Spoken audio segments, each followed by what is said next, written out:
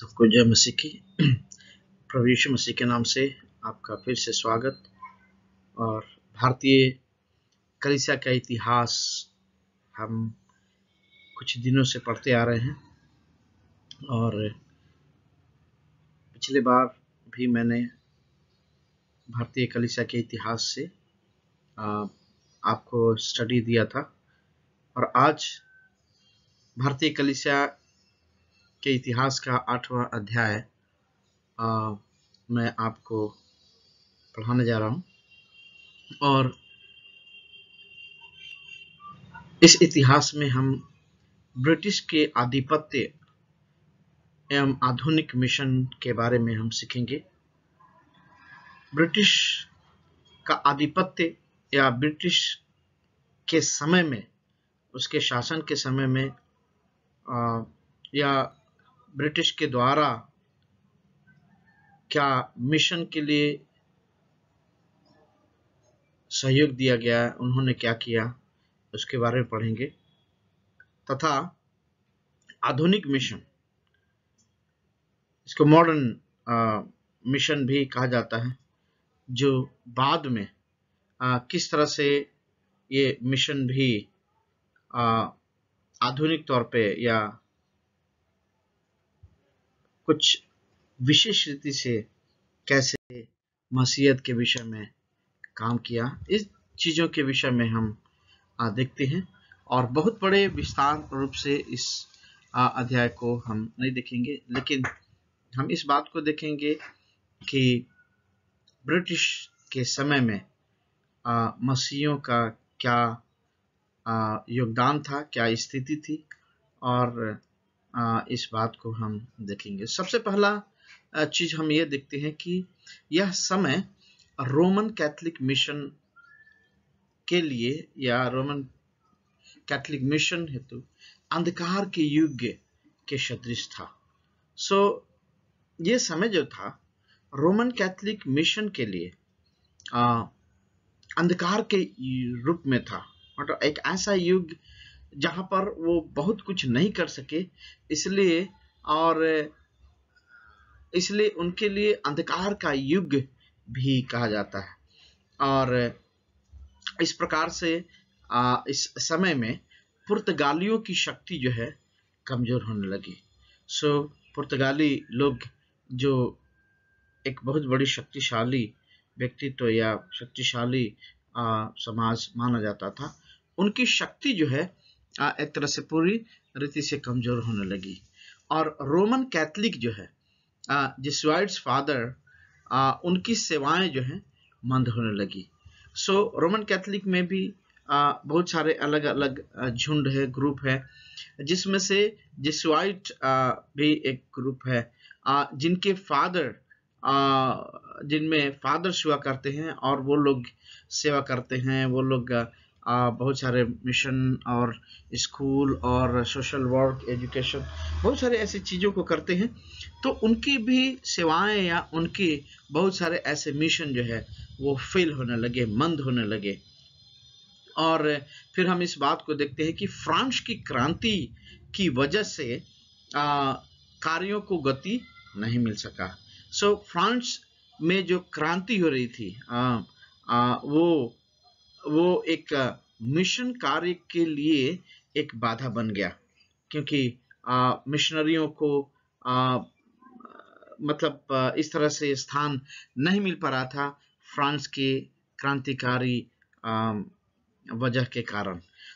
Mission के ऊपर जो है युद्ध एवं सताव ने मसीहियों को क्या किया, निरुत्साहित कर दिया।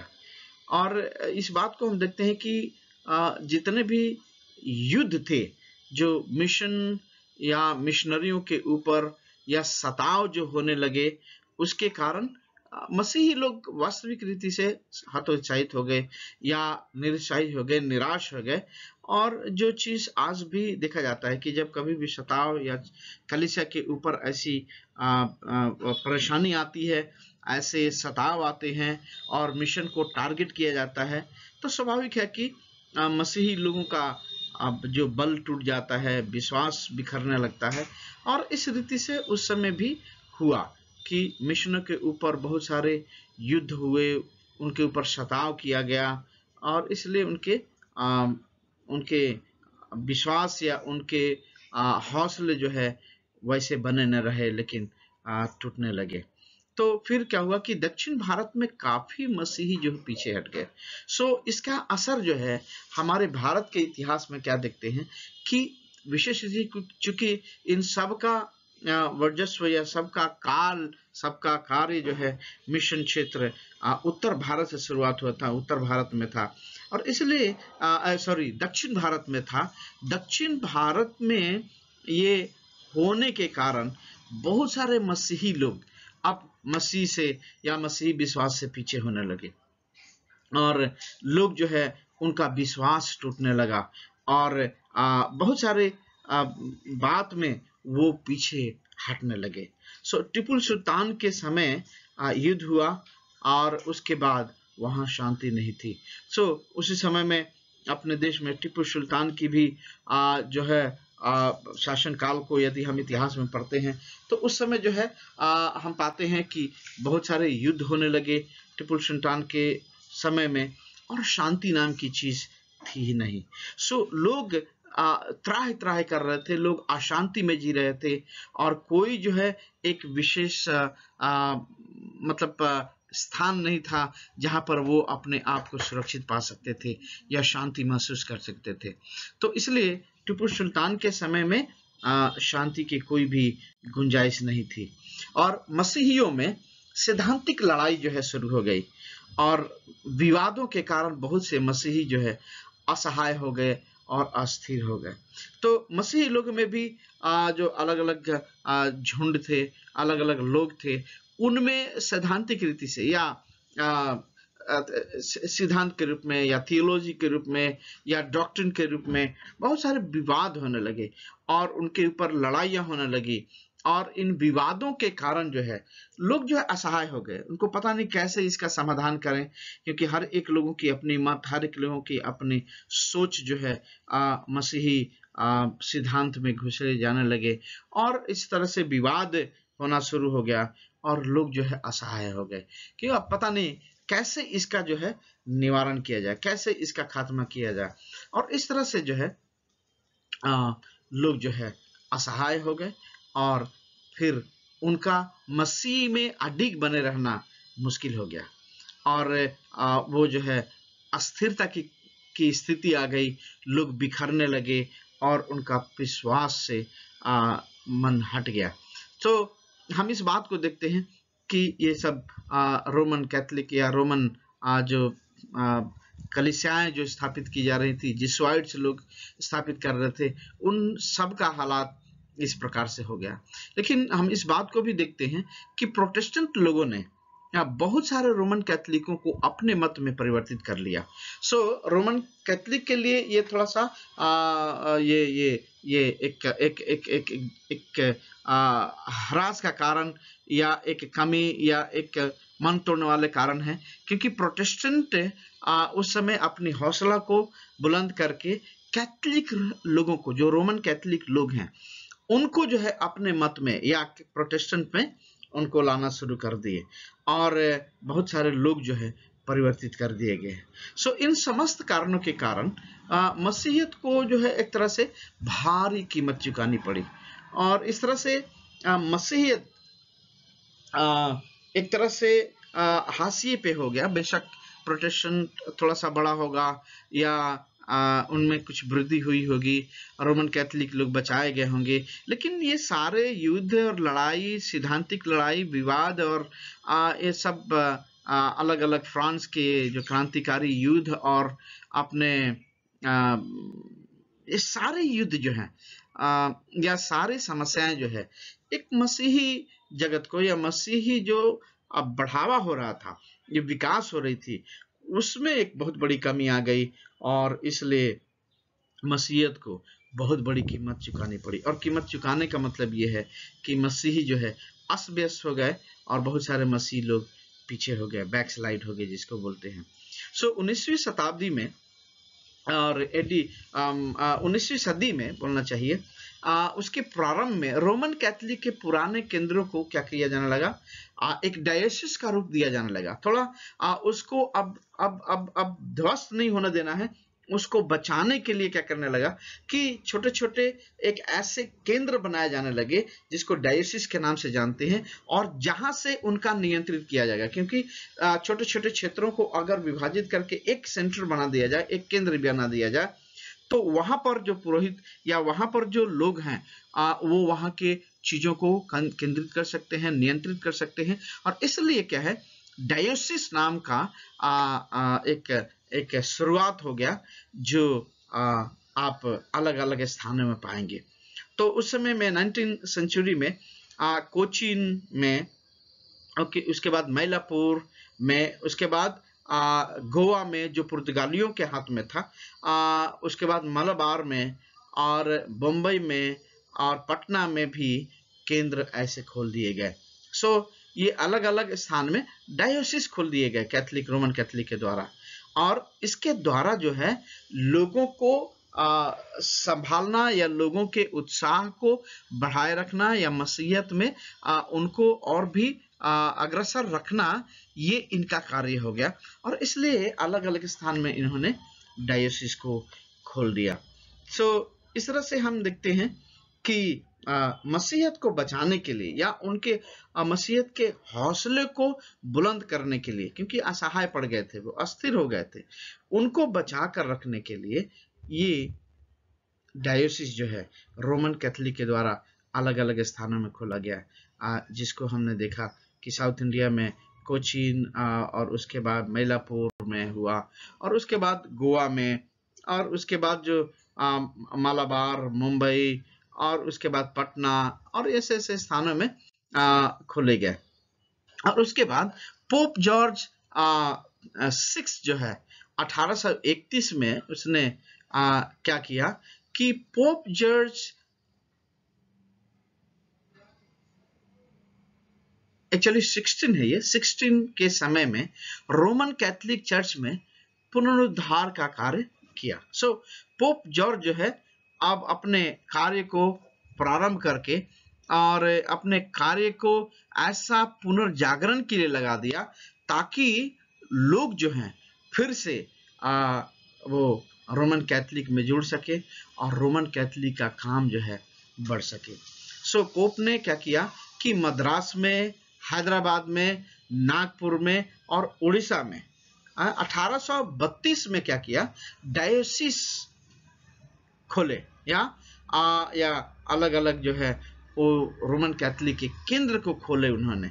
और उसके बाद जो है 1832 में बंगाल में जो है कलकत्ता जो है शहर में उन्होंने डायोसिस खोला। उसके बाद 1836 में पौंडीचेरी जो साउथ इंडिया में पाया जाता है वहां पर खोला। उसके बाद 1847 में मदुरै में उन्होंने खोला। इस तरह से जो है 1820 में उत्तर भारत के बिहार में और पंजाब में एवं आगरा में, तो उत्तर भारत के अन्य स्थान में जैसे बिहार में खोला उन्होंने, और पंजाब में और आगरा में जो है उन्होंने 1820 में डायोसिस खोला। पोप जॉर्ज 16 जो है उनका कार्यकाल जब 1831 से शुरू होता है, तो हम इस बात को देखते हैं कि उसने रोमन कैथोलिक के कार्य को, रोमन कैथोलिक को बचाने के लिए या मसीहत को बढ़ावा देने के लिए एक बहुत जोर शोर रूप से जो है डायोसिस खोलने के द्वारा, जहां पर वो फादर और अपने बिशप को रख करके अपने कार्य को बढ़ा सकते, देख रेख कर सकते हैं। तो इस तरह से पोप जॉर्ज ने अपना कार्य किया। उसके बाद 19वीं सदी में ही रोमन कैथोलिक का कार्य कुछ और क्षेत्रों में भी फैल गया। रोमन कैथोलिक का कार्य जो है और भी क्षेत्रों में फैल गया, जो छोटा नागपुर में जो है लूथरन मिशन का कार्य किया, और उसके बाद में रोमन कैथोलिक मिशन ने उसे आगे बढ़ाया। तो उन रोमन कैथोलिकों का कार्य जो है इस तरह से फैला कि छोटा नागपुर में लूथरन मिशन था, लेकिन लूथरन मिशन के कार्य जो है जैसे ठप पड़ने लगे, क्योंकि सारे मिशन के ऊपर एक हमला हो रहा था, सारा मिशन जो है फ्लॉप हो रहा था।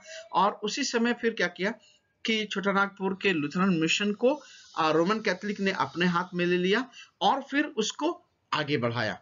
और यहाँ पर हम देखते हैं कि एक मास मूवमेंट या जन आंदोलन हुआ, और जन आंदोलन में मतलब हजारों हजार लोग जो है मसीह में आने लगे और वो कैथोलिक में प्रवेश करने लगे। सो 1885 से लेकर के 1892 में हम इस बात को देखते हैं कि मास आंदोलन, गांव के गांव जो है, समाज के समाज जो है और मसीह में आ गए और रोमन कैथोलिक में शामिल हो गए। और 1927 में हम क्या देखते हैं कि रांची में डायोसिस की स्थापना की गई। सो 1927 में डायोसिस जो है रांची में भी खोल दिया गया और वहां पर इसकी स्थापना हुई। और उसके बाद 1958 में करीब 3 लाख उस समय लोग रोमन कैथोलिक में शामिल हो गए।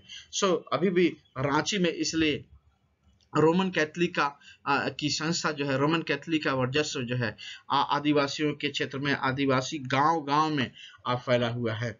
जबकि 1958 में 3 लाख लोग जो है इस डायोसिस के अंदर पाए जाते थे। सो अब इसी समय में क्या देखते हैं कि दक्षिण के केरला में, दक्षिण भारत के केरला में, आंध्र प्रदेश में, उसके बाद तमिलनाडु में और मध्य भारत में, मध्य प्रदेश और राजस्थान में भील जाति, जो अन्य जाति, जो आदिवासी कहला जाते हैं, जनजाति कहना चाहिए उनको, वे मध्य में जो है उनका जन आंदोलन शुरू हो गया। और इसका मतलब भील जाति के लोग जो हैं, जो ये आदिवासी लोग थे, अलग अलग गांव में, मध्य प्रदेश में और राजस्थान में अलग अलग स्थानों में वो भील जाति से लोग जो है मसीही में आने लगे।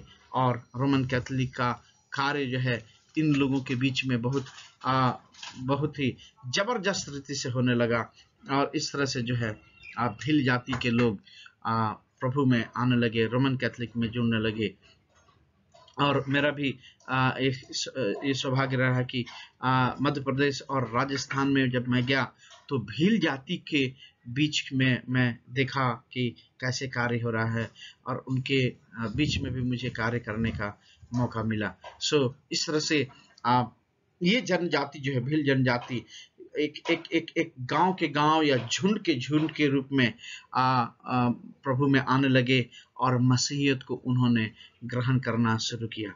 तो इस तरह से हम क्या देखते हैं कि पॉप जॉर्ज जो है 16 उनके कार्य जो है बहुत ही अधिकतायक रूप से होने लगे, और उनके अलग अलग स्थान में, विशेष रीति से नॉर्थ इंडिया में उनका जो अपना स्थान उन्होंने स्थापित करने की कोशिश की और अधिक कार्य करने की कोशिश की। हम क्या देखते हैं कि मास मूवमेंट जो है या जन आंदोलन शुरू हो गया 19वीं शताब्दी में।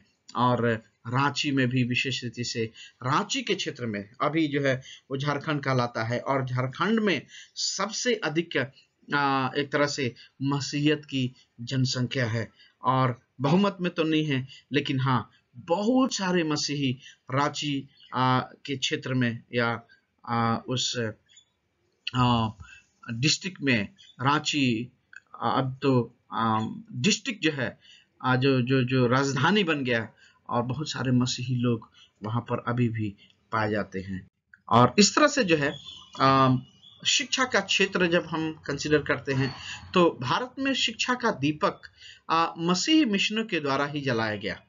और भारत में शिक्षा को महत्व नहीं दिया जाता था, और विशेष रीति से यदि शिक्षा की बात करें तो जो लेडीज हैं उनको शिक्षा नहीं दी जाती थी, उनको कोई भी शिक्षा के लिए स्थान नहीं था। जो आदिवासी लोग जो थे, जो शूद्र लोग थे, नीचे तबके के लोग थे, ये स्कूल में अलाउड नहीं थे या इनको शिक्षा नहीं दी जाती थी। सो भारत में अगर शिक्षा का दीपक कोई जलाया तो एक तरह से कहा जाए कि मसीही मिशनरियों ने जलाया। और समस्त श्रेणी की शिक्षाओं में मसीही मिशनों का योगदान बहुत ही सराहनीय रहा है। तो समस्त श्रेणी का मतलब यह है कि हर एक प्रकार के लोग, हर एक प्रकार की जाति के लोग, चाहे वो अपर कास्ट ऊपर ऊंची जाति के लोग हों या शूद्र लोग हैं, जो आदिवासी लोग हैं, उन सब लोगों को वैसे ही इक्वली जो है मसीही संस्थाओं में, मसीही मिशन में, मसीही स्कूल में पढ़ने के लिए उनको आमंत्रित किया गया, उनको मौका दिया गया। और इस बात के लिए मसीही मिशन का योगदान बहुत ही सराहनीय रहा है। तो हम क्या देखते हैं कि यहाँ से एक तरह से शिक्षा का केंद्र, शिक्षा का मुख्य स्रोत जो है मसीही मिशनरी लोग हो गए, और बढ़ावा जो है भारत में शिक्षा के लिए दिया जाने लगा। और मसीही लोग जो है शिक्षा में हर एक को शामिल करके उनको हर एक क्षेत्र में, हर एक प्रकार के शिक्षा को देना प्रारंभ किया। रोमन कैथोलिक मिशन द्वारा जो है कुछ महत्वपूर्ण शिक्षा केंद्रों की स्थापना की गई। तो वो अभी जो है, अभी भी उसके स्रोत जो है, अभी भी उसके अंश या फुल फ्लेज में अभी वो मिशन या संस्था चल रही है, जिसको रोमन कैथोलिक मिशन के द्वारा उन दिनों में खोला गया, और जो एक प्रकार का एक महत्वपूर्ण केंद्र या महत्वपूर्ण स्थान बन गया, जो आज भी हमारे देश में पाया जाता है, जिसे संत जोसेफ कॉलेज त्रिचिनापल्ली में पाया जाता है। उसके बाद लोयोला कॉलेज मद्रास में पाया जाता है, संत जेवियर्स कॉलेज बॉम्बे एवं कलकत्ता में पाया जाता है। और इस तरह से जो है उन्होंने ये कॉलेजेस या इस प्रकार के स्थानों को केंद्रित करके शिक्षा को बढ़ावा दिया। और इसलिए आज भी लोयोला कॉलेज बहुत सारे स्थानों में पाया जाता है। लोयोला कॉलेज बिहार, आजकल झारखंड में है, झारखंड में और बहुत सारे स्थानों में पाया जाता है। Saint Xavier's College, Saint Xavier's School जो है बहुत सारे जगहों में पाया जाता है, क्योंकि रोमन कैथोलिक के द्वारा ये शुरुआत किया गया, और बॉम्बे और कलकत्ता से जो है इसका जो शुरुआत हुआ शहर में, और धीरे धीरे जो है भारत के मुख्य शहरों में एवं कस्बों में रोमन कैथोलिकों के द्वारा जो है कॉलेज खोले जाने लगे, हाई स्कूल खोले जाने लगे, प्राइमरी स्कूल खोले जाने लगे, और माध्यमिक स्कूल स्थापित किए जाने लगे। शिक्षा के क्षेत्र में रोमन कैथोलिक का बहुत बड़ा योगदान रहा है, और रोमन कैथोलिक ने जो शिक्षा जगत या शिक्षा के लिए जो दीप जलाया, वो बहुत ही सराहनीय है। और आज के युग में भी हम देखते हैं कि रोमन कैथोलिक या मिशन ने, मसीही मिशनरियों ने शिक्षा के क्षेत्र में बहुत सारे स्थानों में अपने वर्चस्व को या अपने एक स्थान को बनाए हुए हैं। और इसलिए बहुत सारे कॉलेजेस, बहुत सारे हाई स्कूल, बहुत सारे प्राइमरी स्कूल, बहुत सारे माध्यमिक स्कूल और बहुत सारे ऐसे कॉलेजेस, संस्थाएं खोली गई, ताकि सब लोग जो है शिक्षा पा सके, सबका अधिकार शिक्षा में है, ऐसा उन्होंने पेश किया। तो इस बात को हम देखते हैं कि शिक्षा के क्षेत्र में मसीहों का बहुत बड़ा योगदान रहा है। और यदि शिक्षा के क्षेत्र में मसीहों का योगदान नहीं होता, तो आज भी जो छोटे तबके के लोग हैं वो कभी भी पढ़ नहीं पाते, क्योंकि उनको मौका नहीं मिलता, उनको सौभाग्य नहीं मिलता, उनको अधिकार नहीं मिलता। स्त्रियां, जो लड़कियां जो हैं, वो केवल पर्दे के पीछे या चूल्हे के लिए जो है रखी गई थी, उनका कभी भी विकास नहीं होता। और इसलिए आज हम इस बात को देखते हैं कि मसीही मिशनरियों के कारण, मसीही मिशन शिक्षा में जो योगदान दिया, उसके कारण स्त्रियां जो हैं, छोटे छोटे आदिवासी या जनजाति या जितने भी शूद्र लोग हैं, वो भी आज बड़े बड़े ओहदों पर, बड़े बड़े पोस्ट पर, नेता और अभिनेता और हर एक प्रकार के क्षेत्र में वो लोग शामिल हैं। क्यों? क्योंकि शिक्षा के क्षेत्र में मसीहियों ने ये शिक्षा का दीपक जलाया और उन्होंने बहुत बड़ा योगदान दिया। और इस तरह से हम इस बात को देखते हैं कि मसीही एवं गैर मसीही लड़कियों की की शिक्षा हेतु जो है बहुत सारे स्कूल व हॉस्टल या अनाथालय, अस्पताल तथा तकनीकी स्कूल जो है स्थापित किए गए। सो केवल ये पढ़ने के लिए नहीं, क ख घ या नाम लिखने के लिए या नॉवेल पुस्तक पढ़ने के लिए नहीं, लेकिन हर एक प्रकार के स्किल में उनको बढ़ाने के लिए मसीही संस्थाओं ने, मसीही मिशनरियों ने संस्थाएं खोली, जिसमें स्कूल तो था ही लेकिन हॉस्पिटल भी खोले। और हॉस्पिटल जिसमें लड़कियों को, जिसमें जो छोटे छोटे शूद्र लोग या छोटे छोटे जाति के लोग, आदिवासी लोग थे, या हर एक प्रकार के लोग, गैर मसीही या मसीही, हर एक लोगों को जो है शामिल किया जाने लगा, विशेष रूप से लड़कियों के लिए, क्योंकि लड़कियों को कोई भी स्थान नहीं था। और यदि अगर हम पुराने इतिहासों को, अपने भारत के इतिहासों को पढ़ते हैं तो स्त्रीलिंग जो है हमेशा केवल बच्चा पैदा करने के लिए ही उन्हें माना जाता था। और कई लोग इस प्रकार से भी मानते हैं कि उन लोग का कहना था, जैसे मनुस्मृति में लिखा है कि ढोल गवार शुद्ध पशु नारी, ये हैं ताड़न के अधिकारी। तो उनका हक केवल ताड़ना के लिए, बच्चा पैदा करने के लिए, घर में चूल्हा चौकी करने के लिए ही था। लेकिन मसीहियों ने उनके लिए क्या किया?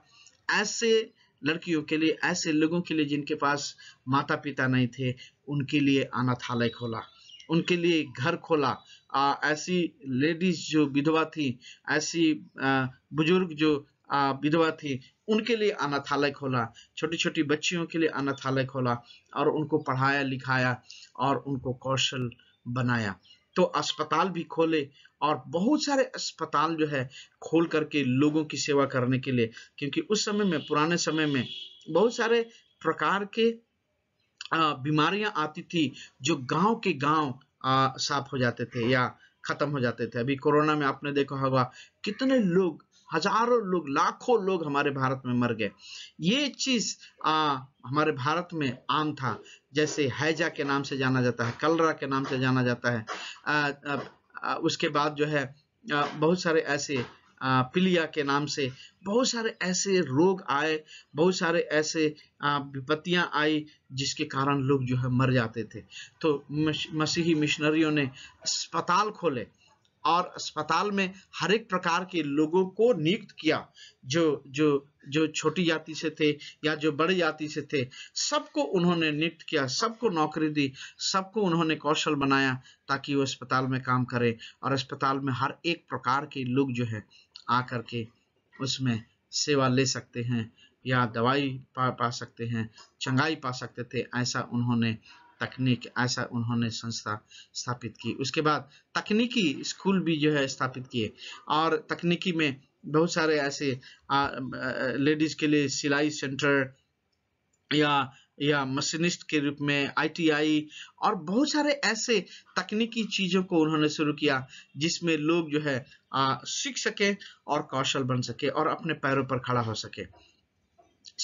इस तरह से इन मसीही संस्थाओं ने जो स्कूल, हॉस्टल, अनाथालय, अस्पताल, तकनीकी स्कूल खोले, जिसके द्वारा जो है लोगों में एक साहस, लोगों में एक फाइनेंशियल स्टेबिलिटी आई, लोग जो है कमाना शुरू कर दिए, गरीबी जो है खत्म होना शुरू कर दिया।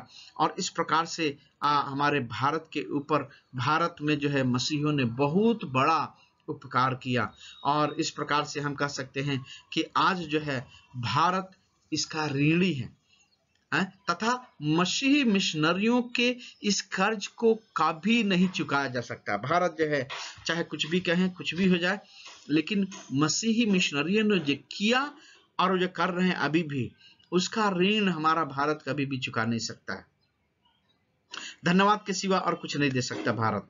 तो इस तरह से जो है, चूंकि मसीहियों ने बहुत बड़ा योगदान दिया, और इस प्रकार से हम देखते हैं कि चाहे मसीही हो या गैर मसीही हो, सबको एक समान जो है, सबको मौका दिया ताकि वो भारत का एक अच्छा नागरिक, कुशल नागरिक, पढ़ा लिखा नागरिक, कमाने वाला नागरिक और स्वयं के भरोसे पर खड़े होने वाला नागरिक बन सके।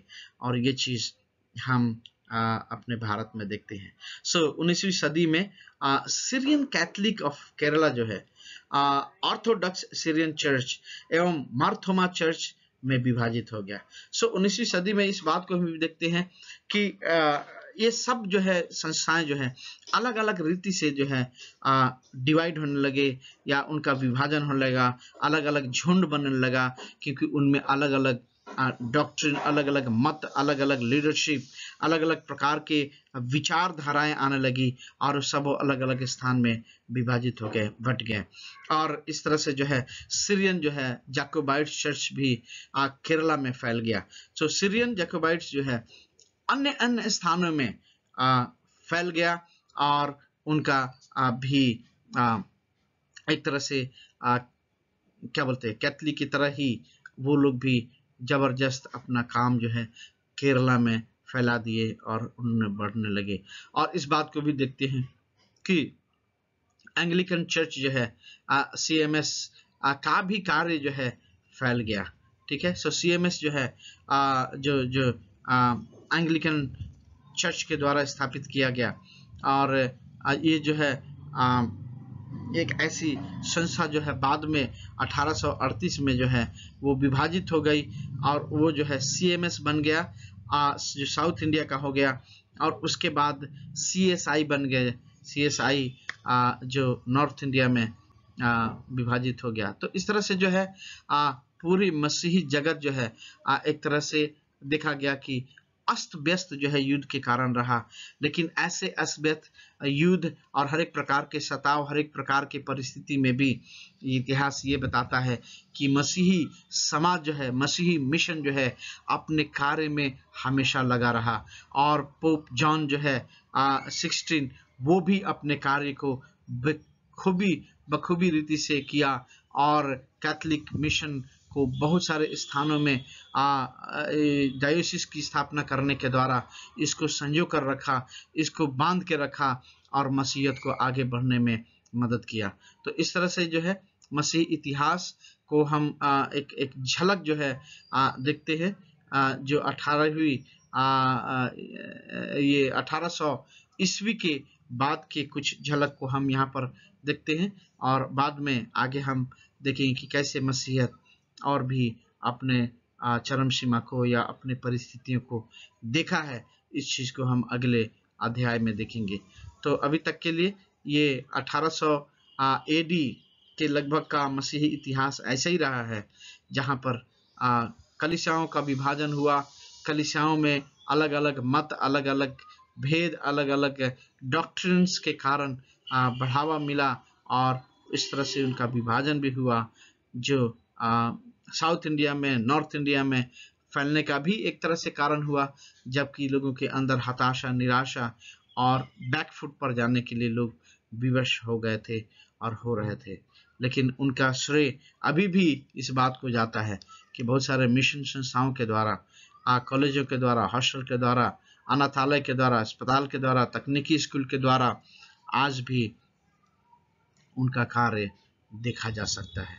सो प्रभु अभी तक के लिए आपको आशीष दे और मदद करे ताकि भारत की कलीसिया के विषय में और भी हम जान सके और किसी भी इन सब बातों से हम अनभिज्ञ न रहें। प्रभु आपको बहुत बहुत आशीष दे।